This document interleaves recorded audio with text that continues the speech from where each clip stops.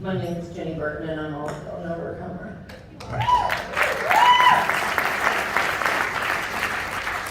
It's hard for me to watch that, and I've seen it a million times, because I still realize how wrong I was about myself. In all reality, I shouldn't be standing here in front of you, because I never had a chance. But I had a will, and it was buried somewhere really deep in a really dark place for a long time. And if any one of you would have told me that I would be standing here in front of you tonight sharing anything about my story, I would have thought you were the one that was on drugs. We saw a little bit about the timeline of my life. When I was 3 years old was the first time I was exposed to violence. I was sitting on the couch looking out the front window when I saw the guy that we called Uncle Bob knock on the front door, and I was watching, unaware of what was going on as my dad orchestrated an attack. And when my grandmother opened the door, she was unaware, but my dad attacked this guy with a billy club and beat him across our house, and I watched him bleed out of his head. Then at the age of 4, I stood at the top of the stairs as detectives smashed in the door, threw my dad onto the ground, and arrested him and took him away, and my dad never came back. I knew that my dad went to prison because of drugs, so I didn't want anything to do with them. And then at the age of 7, a lot of newscasters have gotten that age wrong, and I think it had a lot to do with the timeline. It's kind of hard to remember sometimes, but after I started writing my book, I realized that it was 1979 and I was 7 years old when my mom and my brothers created this plan. When my stepdad went to get chemotherapy in town, that we were all going to smoke weed together, and I was absolutely terrified because I knew that my dad went to prison for drugs, and I didn't want to participate. And the more I resisted, the more they pressured me because I was the weak link and nobody wanted me to tell. I ended up giving in because for me, I was picked on and wasn't necessarily accepted, and so to have the opportunity to be in the in crowd or to be accepted and loved by my mom was really important to me, and therefore the pattern started. When I was 12 years old, she then introduced me to methamphetamine. By that time, I believe now with the understanding that I have that my mom was somewhat insecure around me, and she felt very competitive toward me. So we had this very messed up relationship, to say the least. It was very volatile. She was extremely abusive. But again, anything I could do to be accepted by her, I was willing to do. I had abandoned my dreams and hopes of becoming an attorney by the time I was in the 6th grade. And by the time I was 12, in between 12 and 13, I started to become incarcerated. At the age of 14, I started smoking crack cocaine with a 26-year-old man, the brother of one of my friends. At the age of 16, I was raped by a guy. And then after I was raped, and he was the guy that sold drugs to my mom, I was kidnapped by him and 5 of his friends and taken to the woods and beaten for 8 hours. They cut my hair off with a knife, spray painted me black, handcuffed me to a car, and drove while another car drove at me. Shortly after that, they thought that I was going to tell, and they tried to catch my grandmother's house on fire to kill me so that I couldn't put any of them in jail. What are the odds that a kid, when those things have occurred in their life, what are the odds that they're actually going to have a trajectory that's going to lead them to any kind of success? I think that my life is an indicator that not a very high likelihood. So I followed suit, really. I sort of adapted to my environment, and I became all of the things that a person that experiences those things and continues to see them on a daily basis is surrounded by. And I became an addict, and I learned how to commit crimes to pay for my drugs. I learned how to be in domestic violence relationships. I learned how to have a couple of kids and do the same thing that I swore that I would never do and become my mother. I was a person that I had no respect for, and I was a person that I hated. And that narrative played out for a really long time until I served a number of prison sentences, and I victimized everybody in my life the same way that I was victimized. I've become everything that I swore that I never would. At the age of 38, I married the man who shot and killed my son's father in 1991 because it felt good. Because as an addict, that's what I do. I do things that make me feel a certain kind of way. And I had absolutely no awareness that that was a really, really bad idea. And it ended up turning out just as bad as it sounds. However, it was the catalyst that changed my life. I ended up using drugs. I've had a couple of periods of recovery in between those periods of time. When I got out of prison the third time, which was right before I ran into this guy again after almost 20 years, I made the decision that I was going to be clean and sober. But after ending up in a domestic violence environment, I ended up using again because it seemed to be a better alternative to the one I was living in. I have been involved in a program called the Post-Prison Education Program prior to my relapse. I had met this man, his name was Ari, through a friend of mine that I knew from Narcotics Anonymous meetings, and I had started to go to school, and I was accepted as a scholarship recipient in this program. And I stayed in contact with this guy all throughout my relapse. And during this relapse, it was quite a unique experience. What had occurred is I did not want to be using, but I found it that I could not stop no matter what it was that I did. So I ended up racking up a whole bunch of felony charges. I was in a terrible situation. This guy terrorized my life, and then I was arrested. I was arrested on 5 more felonies, and I was super grateful when I was arrested. The addict in me did not want to be incarcerated, but my spirit said, "You have been delivered." When I was arrested, I was rescued. And it was in that moment that I made the decision to change my life. And I recognized that the message that I had been telling myself for so long was a message that came from somewhere else. And if I decided to believe that message, then there's no reason that I couldn't tell myself what I believe to be a lie right now and change the way that I felt about myself. And so I embarked upon that journey, sitting in a jail cell, expecting to go to prison for a 4th time. Post-Prison Education Program in Ari Cohn helped me not to have to go to prison, and that was almost 9 years ago. In December, on December 6th of 2021, I will have 9 years clean.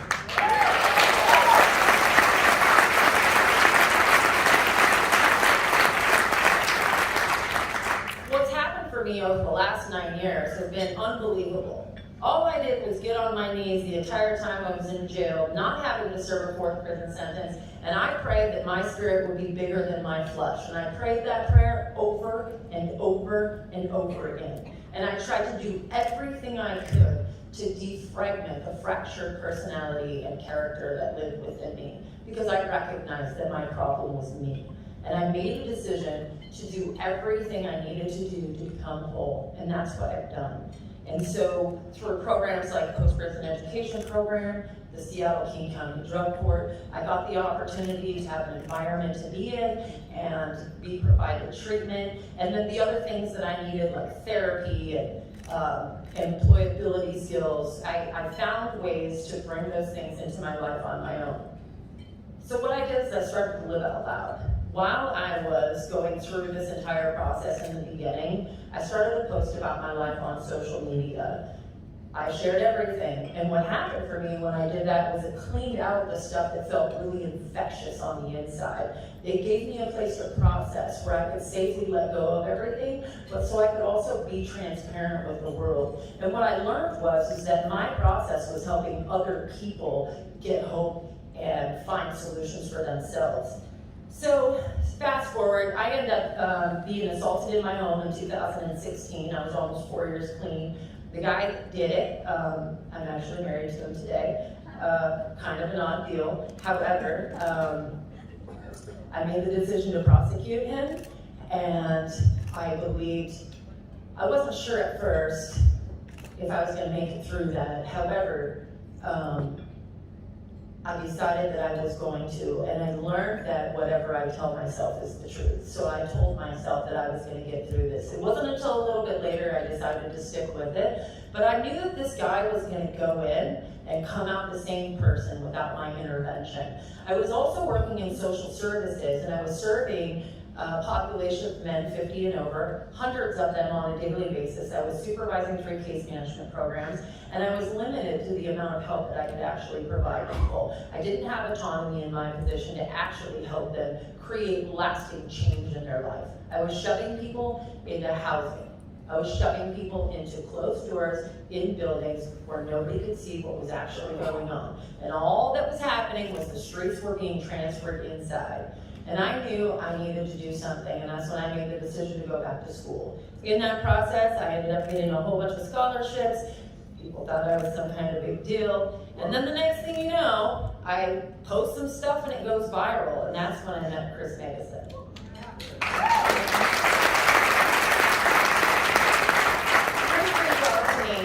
And he asked if I would keynote speak at this event. And I said, okay, sure, why not? Because I like to talk to people. And then what he did was he brought me down here back in July, and he introduced me to a room full of overcomers. And I have never been more touched in my life. Besides the fact that I was experiencing a room full of really strong people that have the ability to not only change their own lives, but to change the narrative that we're hearing and that we're seeing being pushed in our current society. Because the thing is that what's being said in our society right now is that people like me can't change until they're ready. I was ready long before I ever stopped, but I didn't know how to stop myself.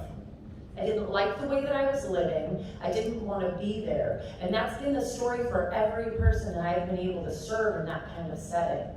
Most of people, and what I learned is that the name of that is the churn. And I've watched a whole entire room full of these people conquer the churn.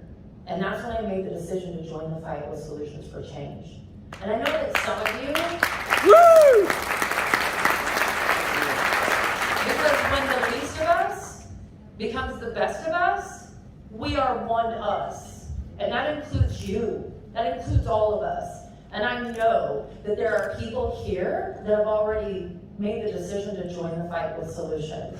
And I'm really going to encourage the rest of you that are sitting in this room tonight to join the fight with us. We need you. We need you. Because without people like you, people like me can't get to where we want to be and where we need to be, and in positions to be able to create the change that's necessary for people like us. Policymakers are in their positions creating policy for people's lives, such as my own, and they are so far off from being able to actually solve the problem that it's becoming a huge problem of its own. I don't know if anybody else likes seeing people shoot dope and do all kinds of other things laying on the street. I don't appreciate my kid not being able to go to a park by herself, not being able to be safe, walking down the street or riding her bike down a bike trail. I don't like it, and all that's doing is it's increasing. So I'm really going to encourage those of you that haven't joined the fight with Solutions for Change to really consider doing so. And I'm just wondering if anybody in here is willing to commit to that tonight. Because people like me, we can't always get where we need to be, and we don't always have the awareness to get there on our own. And programs like Chris, and that's the thing. So I went to school with this decision to create a program, a holistic program to implement in our prison systems. I thought I was coming up with it on my own because I was just sort of looking at the way that I had piecemealed my own program together, and I wanted to create that for other people just like me in correctional facilities. And when I came down and looked at Solutions for Change, I recognized that these two people created that program, and it has been smoothly running and saving lives for the last 22 years. So it gave me an incentive to join this, and I'm just going to ask you one more time. Join the fight with us, because we need your help. Thanks.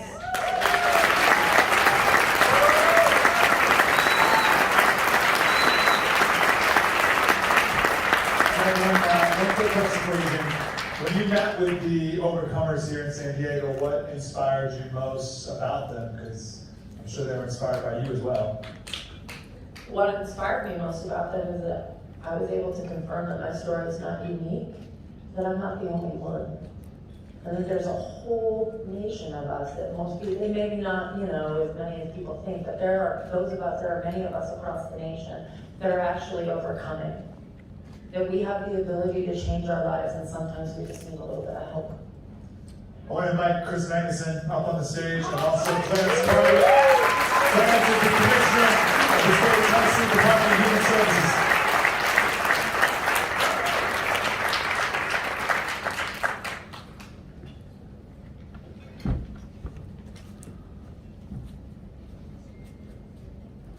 could you not be moved by that story that you just witnessed? When I met Chris and Tammy 5 years ago, it was a happenstance meeting, and we began to discuss, once I was introduced to the same overcomers that Ginny was. Heard these amazing stories, people who had been able to trudge through the mud in their lives to reclaim it, and that Solutions was a home that helped people do that. And so Chris and I began this conversation about how we could take what's here, bottle it, and move it across this country. And over the course of those 5 years, we came up with this idea of creating a network, a national network of overcomers. Because as Ginny just said, there are literally thousands of people all across this country that are struggling, and many are overcoming.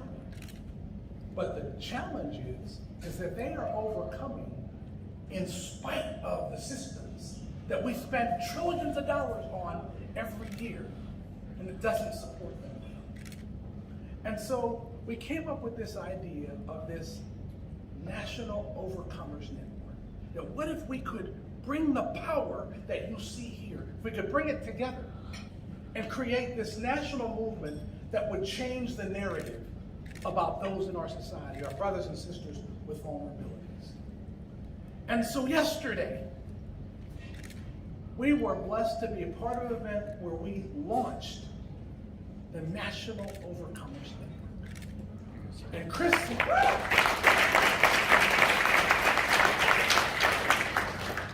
Chris and Jenny and me, we stood together and we announced this National Overcomers Network, and we announced that Ginny Burton is going to lead that effort in combination with Solutions Keynote and the state of Tennessee.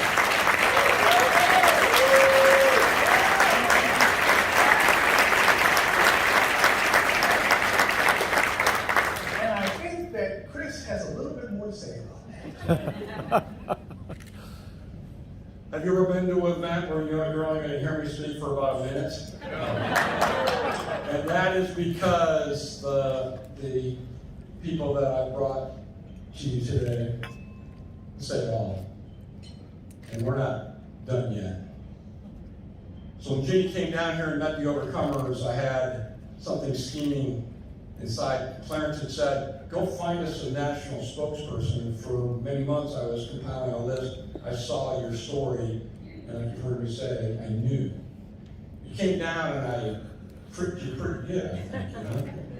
And you met all those overcomers, and then you went back up, and her husband, Chris, said, that guy wants you for something. And so, yeah, I asked you to come here to Keynote. Yes, you also accepted the offer that Clarence and I made to be the national spokeswoman for the National Overcomers Network. But ladies and gentlemen, I am pleased to tell you that Ginny drove her car down here with her 15-year-old daughter, and she's accepted a position as a founding director in Solutions Institute, and will be working directly alongside our She's going to devote a good portion of her time to North San Diego County, and together with the other overcomers that are here in the audience tonight, they are going to get busy. They are going to get busy changing the narrative and flipping this thing from they can't to hell yes they can.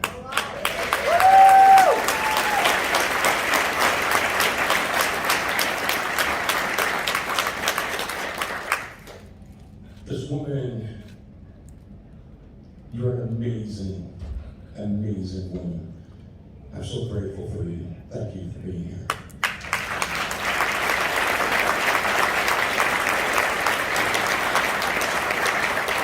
Well, we have something for you from one of our overcomers, Jennifer.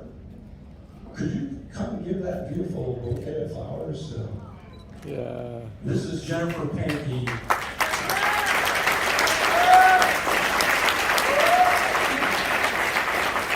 One of our lead overcomers and beloved moms. And together, Jennifer represents the effort here locally and is focused, and she's now got a new friend here to help her out. So, thank you, Jennifer.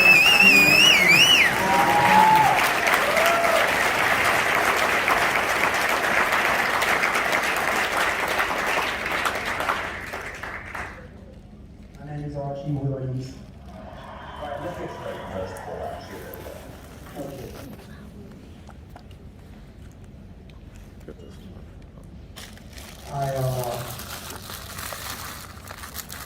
I was just incarcerated for 37 years for